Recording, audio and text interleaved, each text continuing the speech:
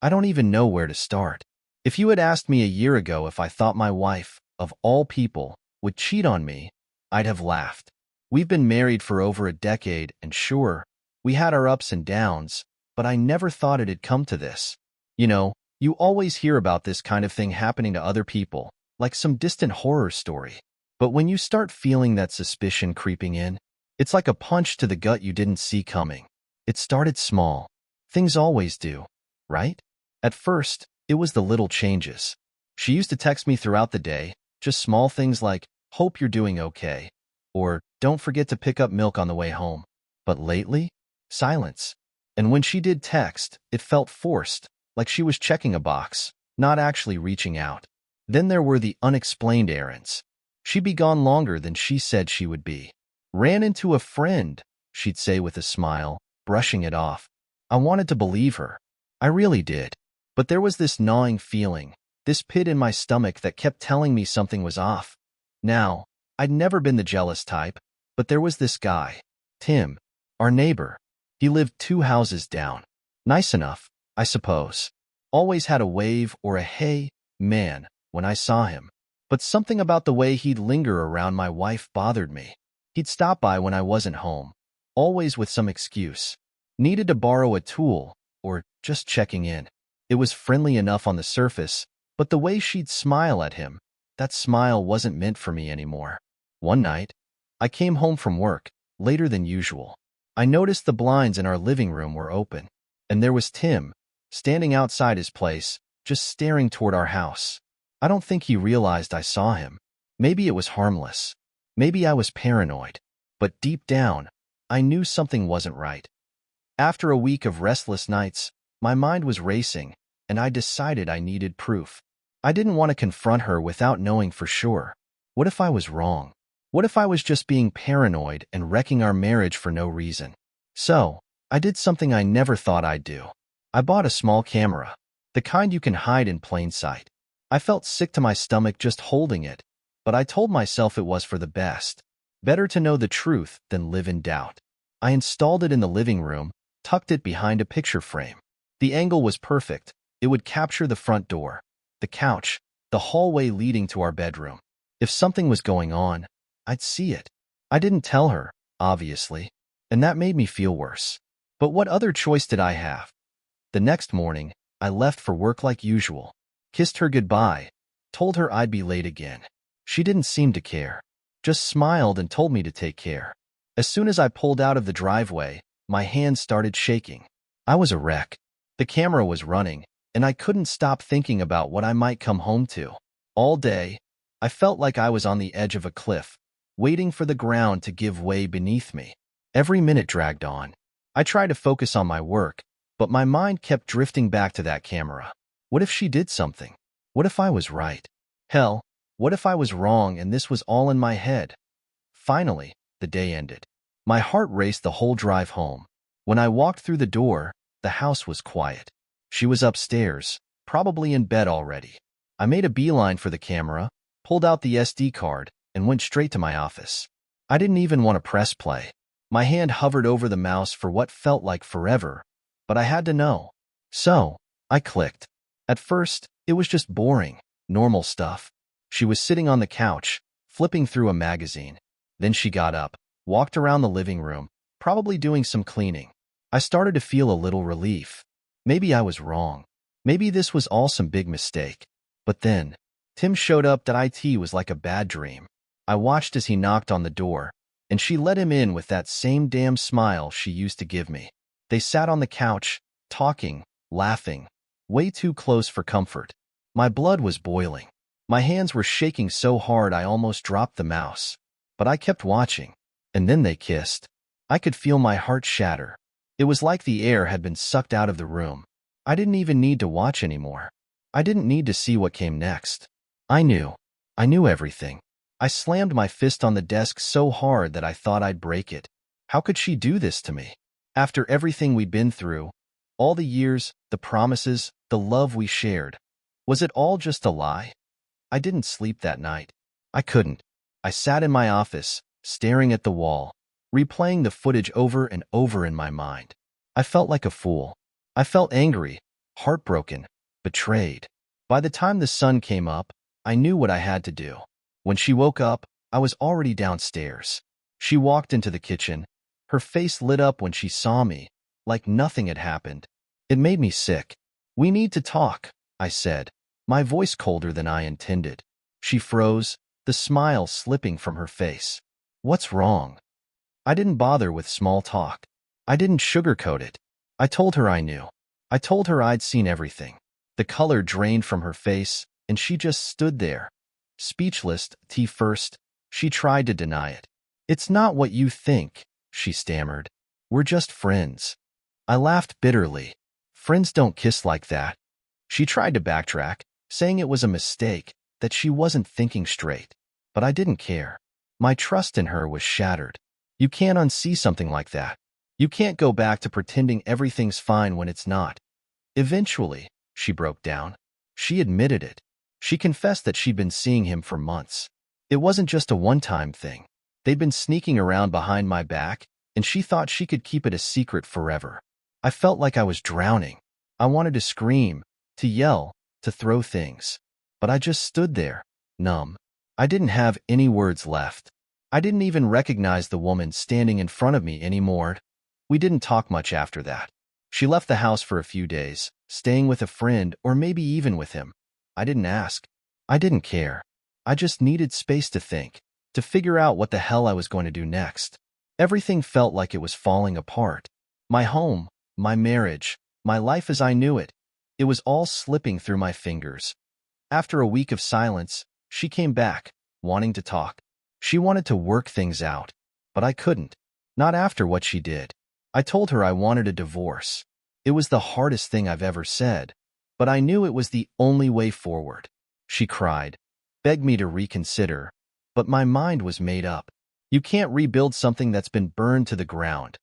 After she left for good, the house felt so empty. I wasn't used to the quiet, to the solitude. I thought I'd feel better without her around, but in some ways, it made it worse. There were too many memories in these walls, too many reminders of what we used to have. Time passed, slowly at first.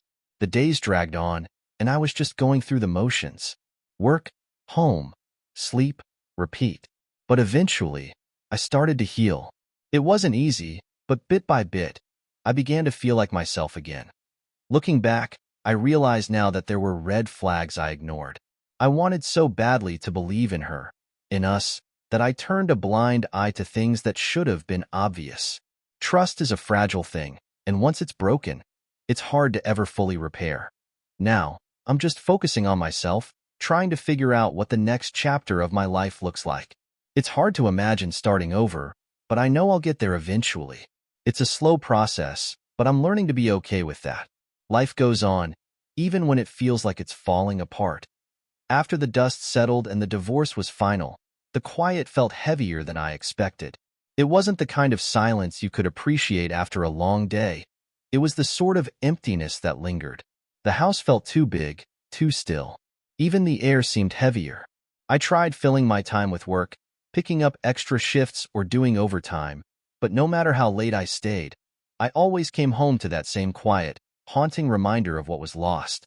The hardest part was adjusting to being alone, really alone. I didn't have anyone to talk to about my day or share a meal with. I'd sit in front of the TV, not even watching it half the time, just staring blankly, lost in thought.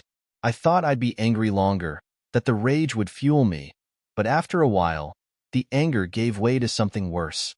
Numbness.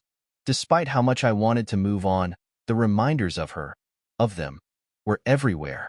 I'd see Tim sometimes, driving down the street, going about his day like nothing had happened. I'd hear rumors from the neighbors, whispers about seeing them together, like their relationship had become an open secret once I was out of the picture. I hated the thought of it, but I never confronted him. What would that have solved? I didn't need another fight, another confrontation. The damage was already done. But every time I saw his face, it was like reopening a wound that had barely begun to heal. One evening, a few months after the divorce, something happened that caught me completely off guard. I heard a knock on the door, and when I opened it, there she was, my ex-wife, standing there, looking different. Her usual confidence was gone, replaced with something I hadn't seen in a long time. Regret. Maybe? I owe you an apology, she said quietly, barely able to meet my eyes. I just stood there, not sure how to feel. Part of me wanted to slam the door in her face. The other part was curious. I messed up. I know that. I can't make excuses, she continued, her voice trembling a bit. I don't expect you to forgive me, but I needed you to hear that I'm sorry. I didn't know what to say. Her words should have brought some kind of closure, but instead, they just stirred up old wounds.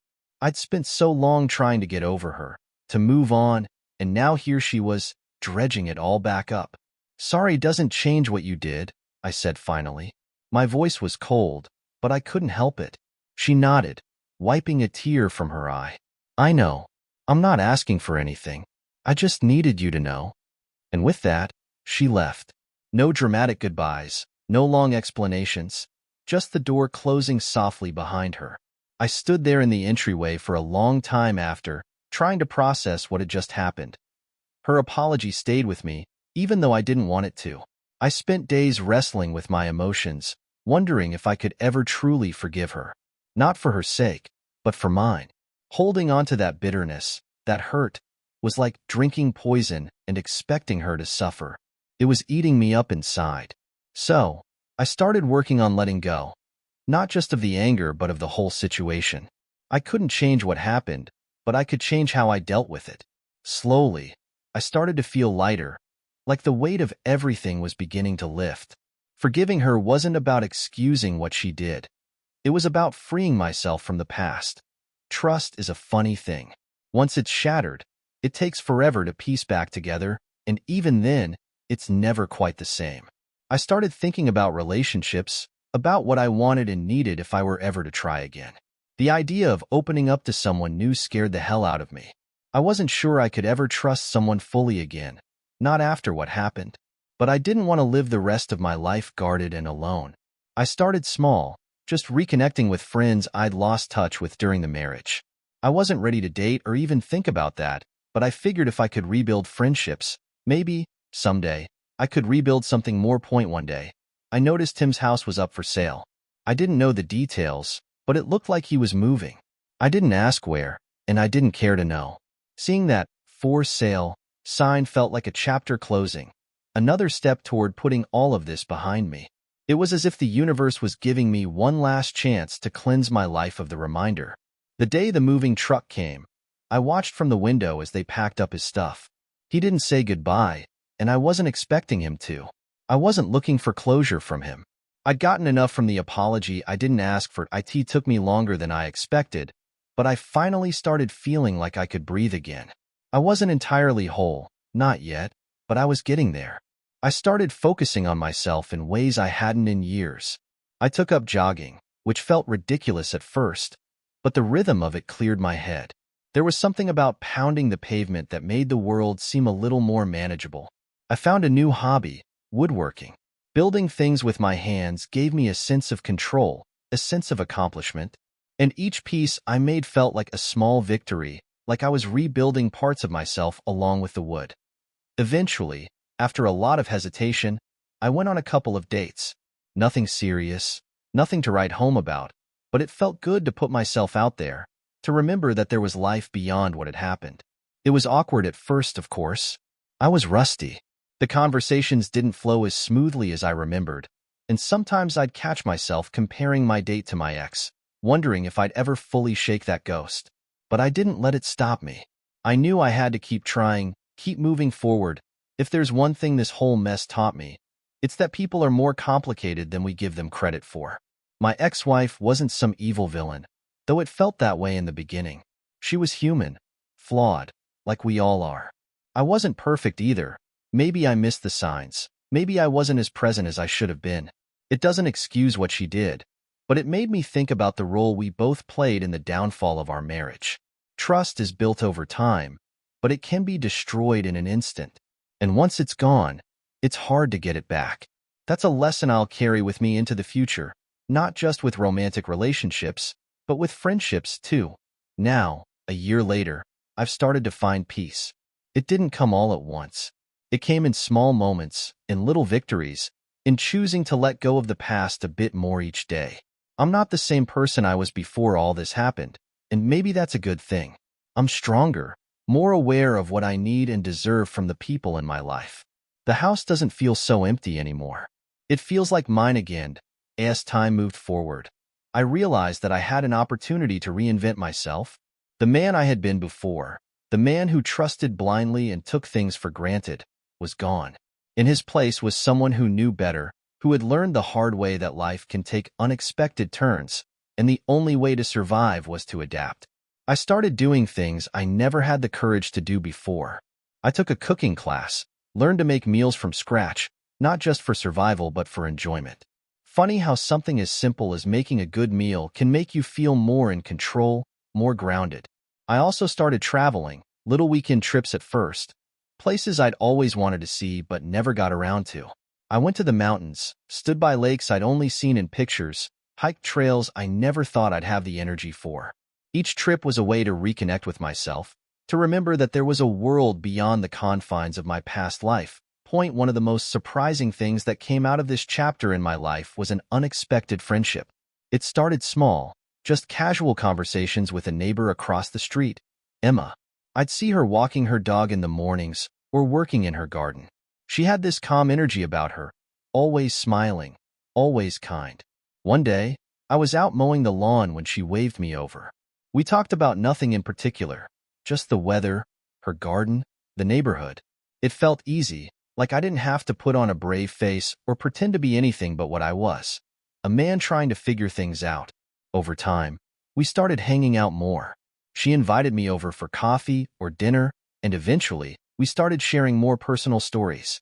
She had gone through a divorce a few years back, so she understood the kind of pain I was dealing with.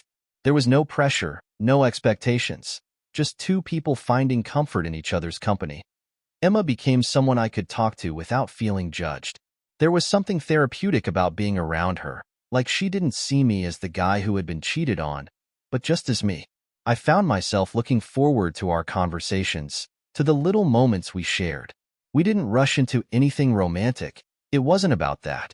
I think we both needed time to heal, and having each other's friendship was part of that process. But slowly, I started to feel something shift. I caught myself smiling more, laughing even.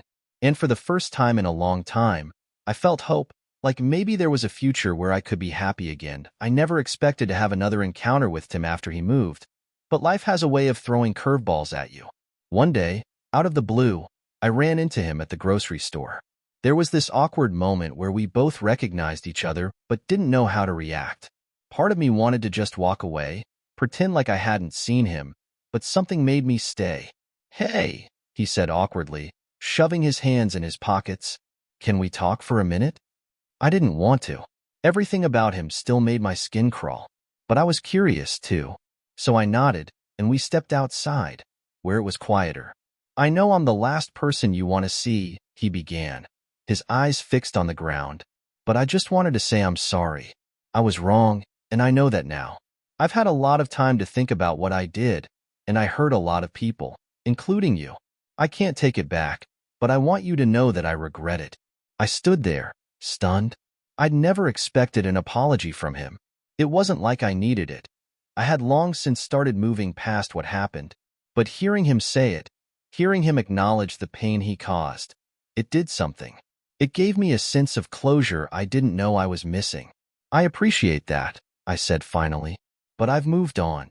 I hope you have too." He nodded, clearly relieved. We didn't shake hands or anything like that. We just parted ways, and that was that. I never saw him again after that day, but something inside me felt lighter. It was like one more piece of the puzzle had finally clicked into place. Emma and I grew closer over time, and what started as friendship blossomed into something more. It wasn't a whirlwind romance like you see in movies. It was slow, deliberate, built on trust and understanding. We took our time, making sure that neither of us was rushing into anything before we were ready. One evening, after months of dancing around the idea, we sat on her porch, sipping wine as the sun set. The sky was painted with oranges and pinks, the kind of beauty you don't fully appreciate until you've been through hell and come out the other side. Do you ever think about what's next? She asked, her voice soft but full of curiosity. Every day, I replied, looking out at the horizon. But for the first time in a long time, I'm not afraid of it. That night, something shifted between us. We talked about our pasts, our hurts, but more importantly, we talked about the future, what we wanted from life, from each other. It wasn't perfect, but it was real, and that was enough. Looking back, I realized that everything I went through had led me to this moment, sitting with someone who understood me, who accepted me, flaws and all. The pain of my past hadn't disappeared, but it didn't define me anymore. It was a part of my story, but not the whole story. I had grown from it, learned from it, and now I was stronger because of it. Life doesn't always go the way you plan.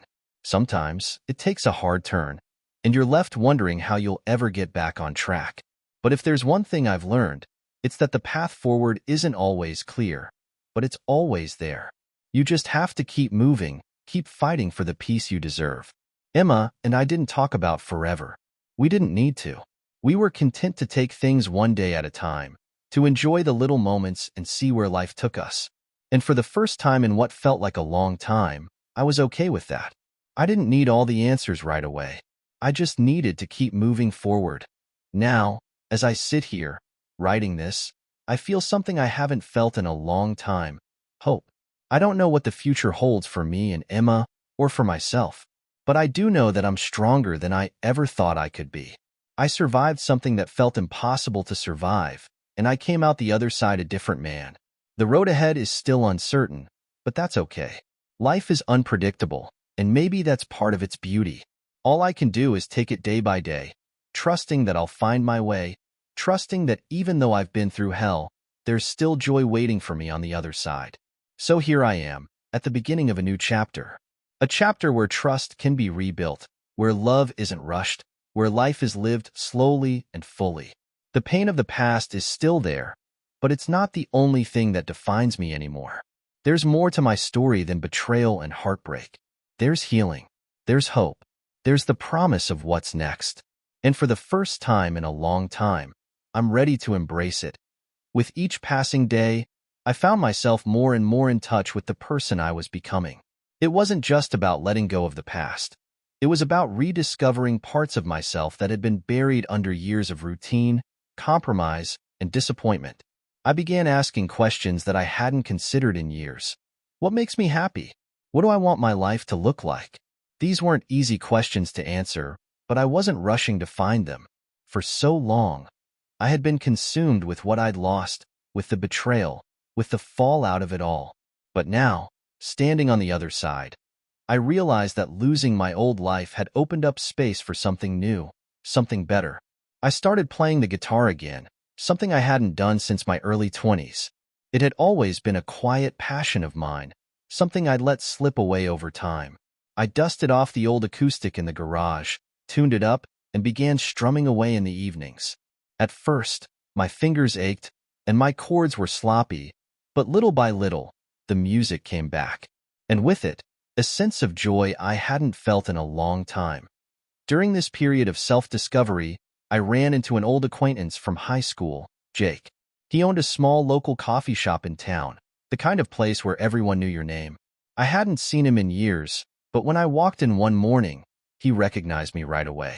We started chatting, and before I knew it, we were having regular conversations over coffee, talking about life, regrets, and second chances. Jake had been through his own set of struggles. He'd lost his business once, gone through a bitter divorce, and had to rebuild his life from scratch. He told me that, for him, the hardest part wasn't losing everything. It was the uncertainty of what came next. But he had pushed through, rebuilt his life brick by brick, and found a way to create something he was proud of. His words stuck with me. It wasn't just about getting over the past. It was about actively creating a future. You had to decide what kind of life you wanted, and then you had to work toward it. And as I sat there, sipping my coffee and listening to him, I realized that I had been doing exactly that without even knowing it. One afternoon, Jake invited me to help out at the coffee shop. He needed an extra pair of hands, and I figured, why not? What started as a casual favor quickly turned into something more. I found that I enjoyed the work, the rhythm of making coffee, the conversations with customers, the sense of community. Before I knew it, Jake offered me a part-time gig. It wasn't about the money. It was about having something that grounded me, something that felt meaningful. Working at the shop gave me a routine again, a sense of purpose that I hadn't realized I'd been missing. It also gave me a way to reconnect with the town, with people I had once known but lost touch with over the years. There was something rewarding about it, even if it wasn't what I had envisioned for myself years ago. Life had taken me in a different direction, and I was learning to be okay with that. Sometimes, you find fulfillment in the most unexpected places. As things continued to evolve in my personal life, Emma and I grew even closer. Our relationship had developed slowly, but with a depth and sincerity that I hadn't experienced before. It was the kind of connection that didn't need grand gestures or declarations. It was built on mutual respect, understanding, and a quiet but undeniable love. One evening, we found ourselves talking about the future again. We had kept things simple for so long, but the more time we spent together, the more we both realized that we were ready for the next step, whatever that looked like for us. "Have you ever thought about moving in together?" Emma asked one night, her voice soft but steady. The question caught me off guard, not because I wasn't thinking about it, but because I hadn't expected her to bring it up. We were both cautious, both coming from places of hurt and healing. But in that moment, I realized that I trusted her completely. It wasn't just about loving her. It was about knowing that, with her, I could build a future without fear. I admitted, and I think I'm ready. Emma moved in a few months later. It wasn't a big, dramatic moment. There were no moving trucks or teary goodbyes to her old place. We just gradually merged our lives together, one box at a time, until one day it felt natural to wake up with her beside me. It was a strange feeling at first, sharing the space that had once been a battleground of my past. But Emma brought new energy into the house, one that replaced the old ghosts with something warm and hopeful. She filled the rooms with laughter, with conversation, with a sense of belonging that I hadn't felt in years. We didn't try to erase what had happened. Instead, we built over it, creating new memories, new traditions. She planted a garden in the backyard, something I never would have thought to do on my own. And on weekends, we'd sit outside, drink coffee, and talk about everything and nothing, watching the world go by in our little corner of it. As time passed, I started to realize that I had found something I never thought I'd have again: peace. It wasn't a loud, triumphant kind of peace. It was quiet, subtle, the kind that creeps up on you without you even noticing. It came from knowing that I had survived, that I had rebuilt my life, and that I was stronger for it. Emma and I weren't perfect, but we were happy. We had built something together that was real, something that felt earned. And while the scars of my past still existed, they no longer controlled me. They were just part of the landscape, reminders of what I had been through, but no longer the defining feature of my life.